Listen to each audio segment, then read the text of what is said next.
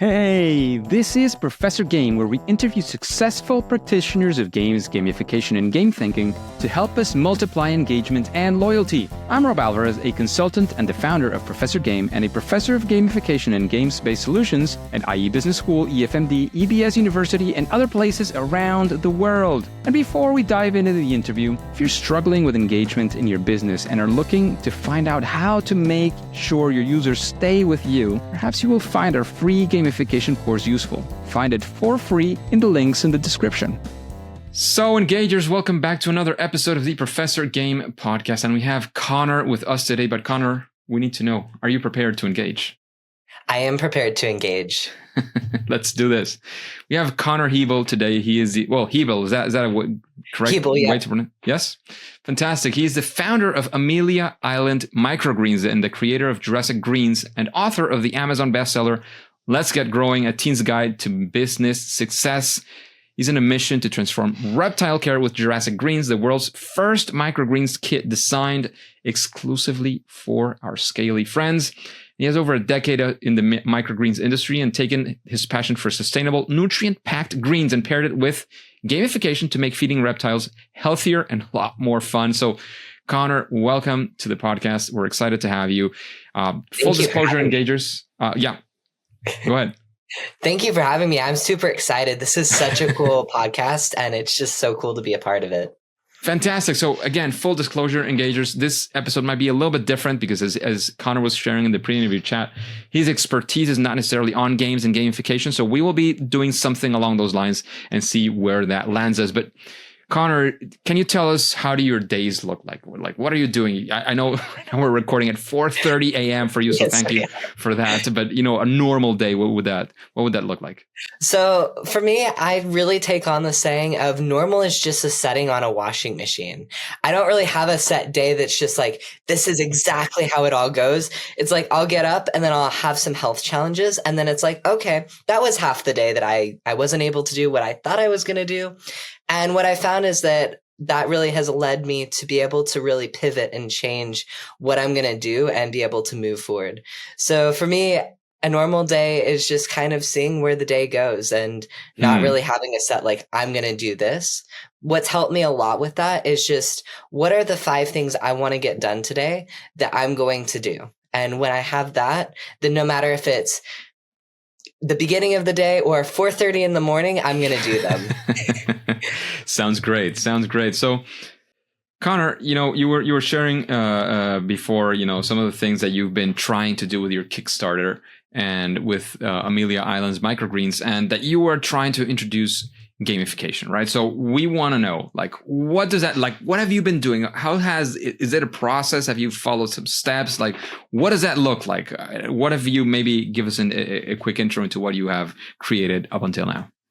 Okay. Yeah, I can totally do that. So like you mentioned, reptile microgreens, and that's such an important need in the reptile community.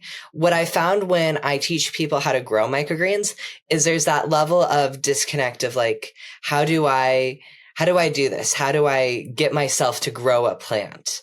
Which can be very challenging for a lot of people. So adding in the level of gamification to make it fun to grow something is going to really make a big difference.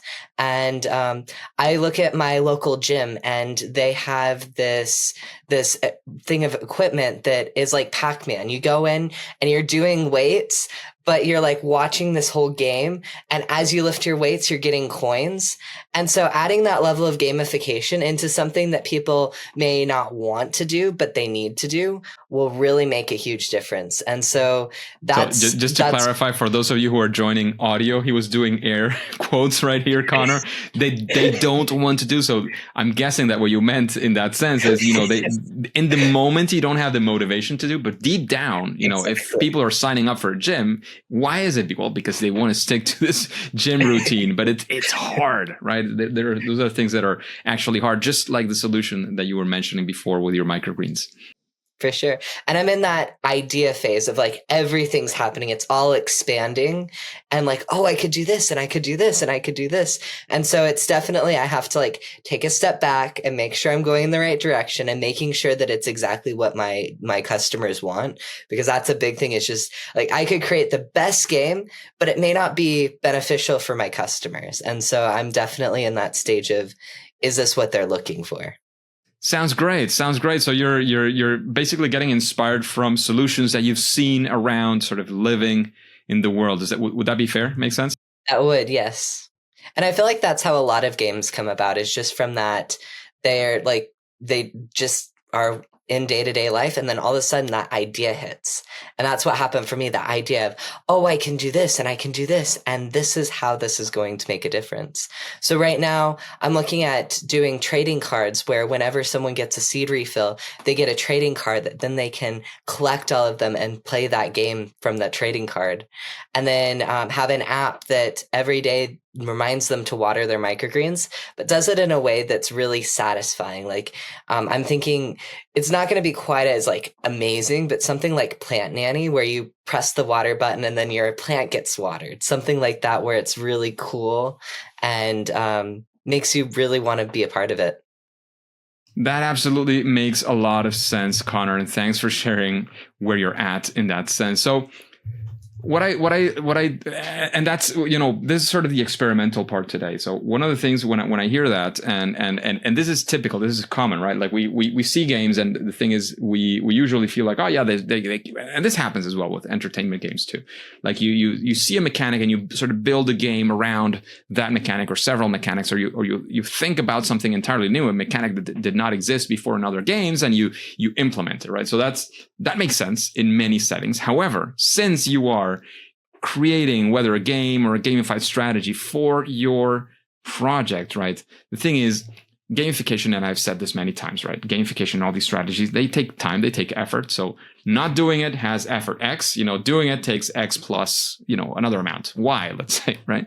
So if you're going to commit that new effort, it has to be giving you some results that you will be pleased with, essentially. Like that they will actually make sense for, I put in this Y amount of extra effort and I got this 2Y or 10Y or 100Y results, right? Because that is what you were looking for. So the first question I would make you, and this is something that, it's where it all sort of starts, is what are the results that you're expecting from getting that? And you mentioned, helping people stick to the habit. So that makes sense, right? But I would like the first thing I would like definitely is to maybe dive a little bit deeper than that. Like, why would you want people to do that? That is a great question. And it's one that has been really impactful in why I'm even creating this. I've had people who have bought a kit, and back when I started, I was 14. I started selling microgreen kits. And I thought, people are going to start buying the seed refills. Like, it's just a natural cause. You grow your plant, then you need more. And what I found is that people weren't buying seed refills. People weren't motivated to keep reordering and reordering. And later on, I realized that was my job, was to remind them and to get them on those seed subscriptions. So that way they don't even have to think about it. And what I found was that there was that disconnect, because it's like when they want to go get it, it's like, oh, but I'm going to have to grow this. So it adds this other level of like, oh, but I'm going to have another thing to do. Another job, yeah. Yes, exactly. And so if you can make that job fun, then people want to do it. People will spend so many more hours playing video games than they will cleaning the house or doing the dishes, because it's fun and we want to do that. Makes sense. So what you're looking at here is sort of, and I always like to peel the layers here. So the first layer is, of course, you want people to keep on doing it, because, that's the way the solution works, right? They have to keep on growing their seeds and so on. But then, of course, it all goes back to you, to your business. And that makes sense. Don't get me wrong. That absolutely makes sense. It's about combining what the user is going to get out of this, because once they buy the kit, to be fair, they use it once, and it's not going to be as beneficial for them if they don't keep using it in the future. Right? 100%. So they buy it with the view that they're going to be using it, until, at least as long as they have those reptiles around, right? And if they don't do it, they're losing out, right? And where does that connect to your, to your needs or your strategies, what you're trying to achieve is in that point of, oh yeah, because what I want is for them to reorder as well and stay.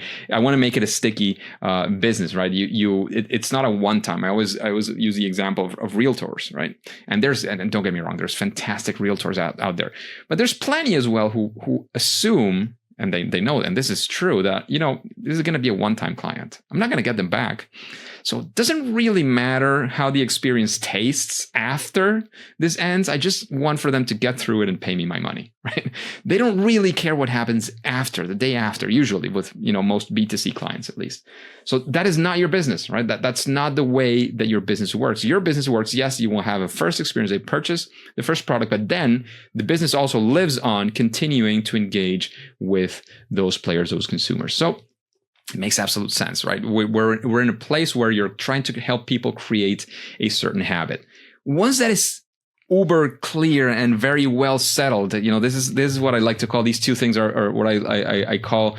I've recently turned I used to have 5 or 6 steps depending on what that looked like. People always like to have 3 steps, right? So I broadly generalize them into 3 things. The first one is what I call deep understanding, and they're nested inside there. There's a bunch of things for sure, and understanding the objective broadly, generally, is definitely the first thing. And there's a bunch of things to do after, right? You want to know exactly what are the steps that they do. You want to measure how do you actually see how that is working. Like there's a bunch of things that into that deep understanding of what you want to achieve using games. But then there's another thing, which I think is also super important. You need to understand and to not only have it clear in the back of your mind, which I'm sure you do. You've been doing this for several years now. You need to understand who are your players. Who are they, essentially? What are they doing? What are their habits? What do they enjoy? If they're gamers, what types of games they're playing typically? What do they enjoy? What gets them, what makes those games sticky for them?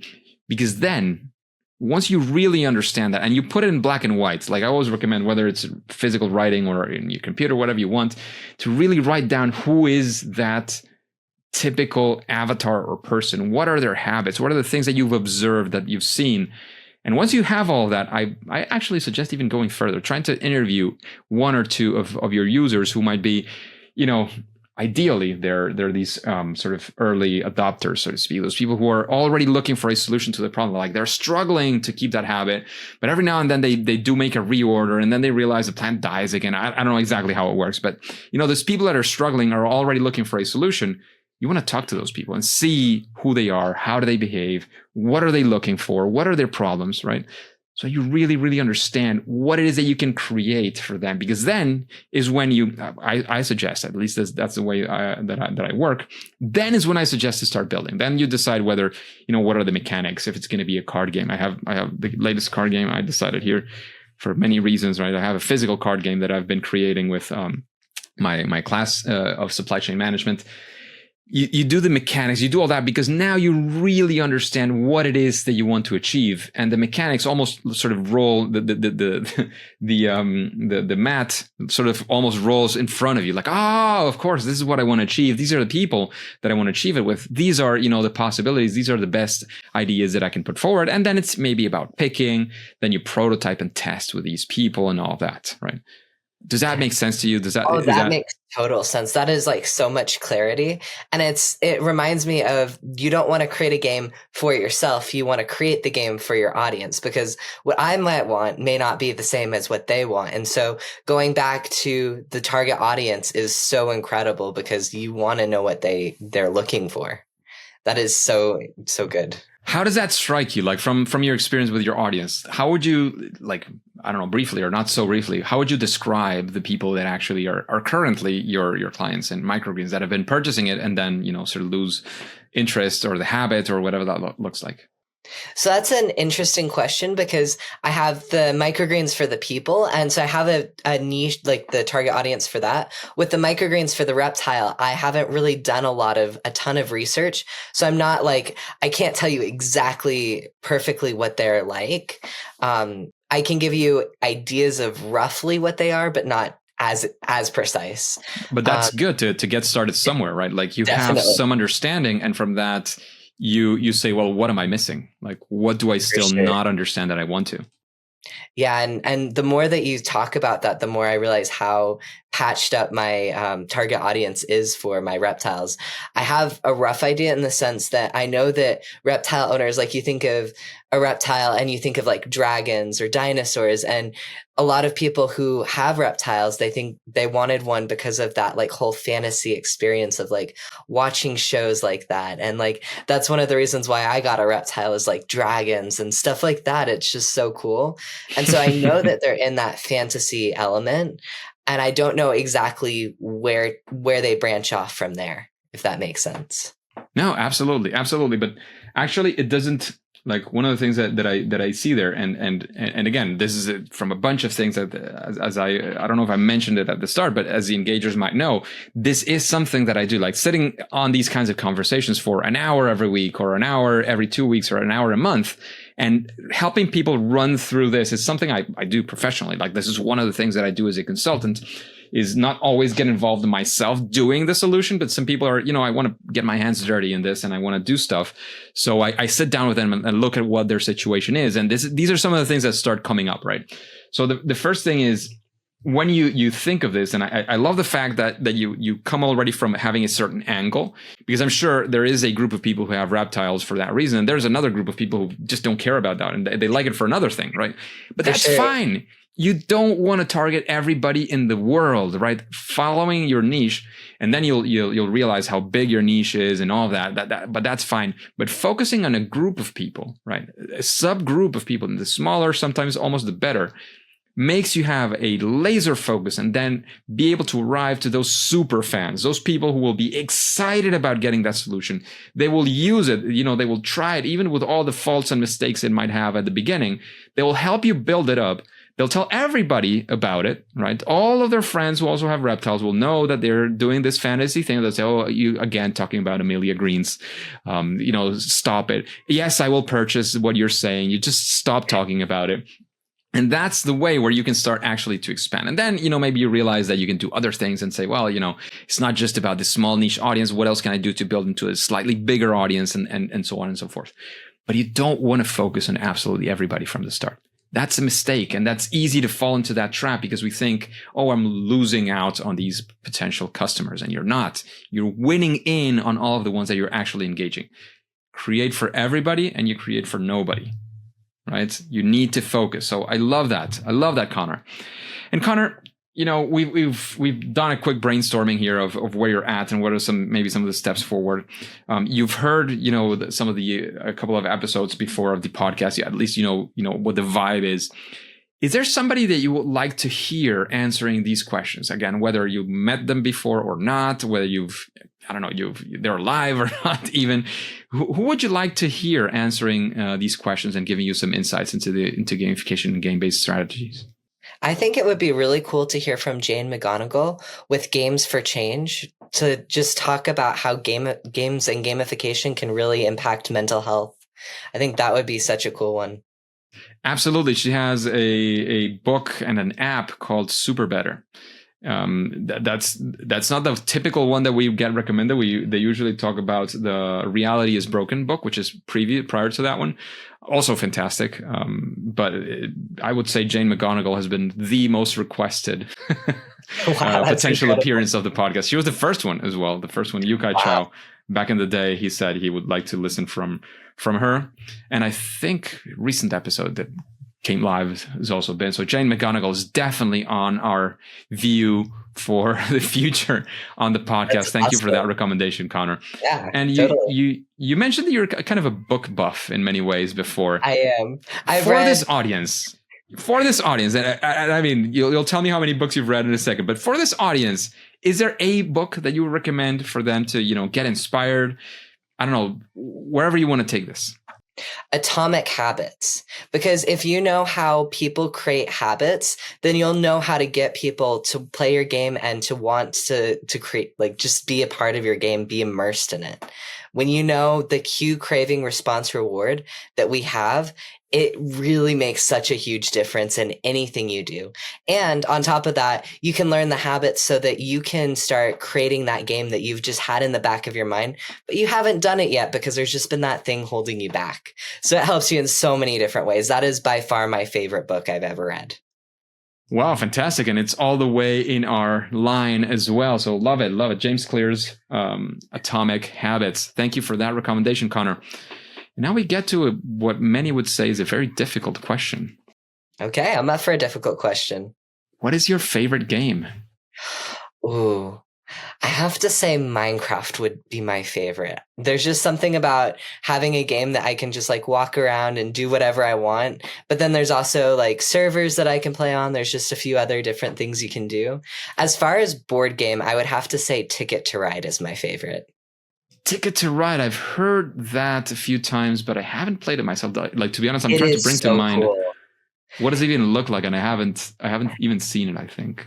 So it's like there's maps, and there's like the EU, the US, Asia. I think there might be one for Africa, and it's these the maps of the trains in the countries, and it reminds me of like Monopoly mixed with chess, where it's like strategic, but yet it has like, it's just such a cool game because you have these cards and each card has a color and you have to get so many colored cards to be able to put your trains down. If you don't put it down in time, someone else can take the train that you need. And you're trying to get from like, Winnipeg to Santa Fe, or like you have all these different destinations and they're all different for everyone. It is such a cool game. Sounds absolutely brilliant. It's fantastic. I mean, it sounds like a kind of game. How many players is it for? At least 2. It goes up to about 4 or 5. Cool. I always like to have games that include 2 players because then I can be at home and just play with my wife, and that's always a perk.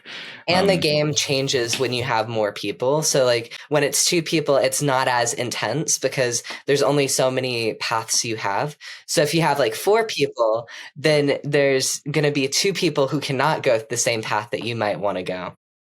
Okay. Interesting. Sounds very, very good. Thank you for that recommendation. And Connor, I don't know if there's anything else you want to mention. This is the time for, if you want to mention your Kickstarter or the product that you're with, and any final piece of advice that you might have for the audience. This is your time, essentially. Wow. Okay. Can I do a text opt-in? What do you mean? Where they text a number so that they can get a gift? Oh, sure. You can do that. However, just keep in mind that a significant part of our audience is in the US, but there's a bunch of people outside. Fantastic. If you text reptiles to 26786, then you'll receive some information on reptile microgreens, how to grow them, as well as information on the Kickstarter. And that's reptiles to 26786. And you just go in your messages like you're going to type a number. And then as far as advice, just be persistent, consistently persistent, and you will make it through.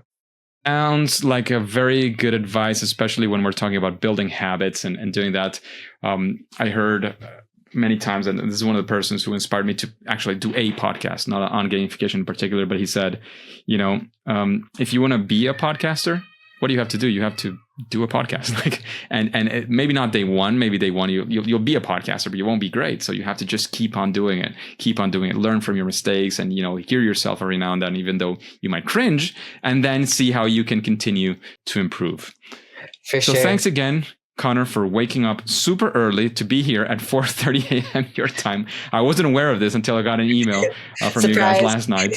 But yeah, so thank you for sharing that and for taking the time to be here and sharing your experience. Having a time as well to do a little, micro quick coaching on what your stages are right now, engagers. If this is something that you're interested in, where you can reach me, and I'd love to be working with you as we just did with Connor. Connor, however, and engagers, as you know, at least for now and for today, it is time to say that it's game over.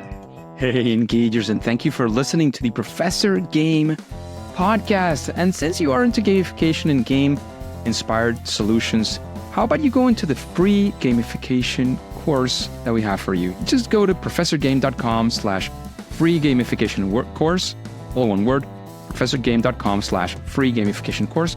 and get started today for free. After that, we will also be in contact and you will be the first to know of any opportunities that Professor Game might have for you. And remember, before you go on to your next mission, before you click continue, please remember to subscribe using your favorite podcast app and listen to the next episode of Professor Game. See you there.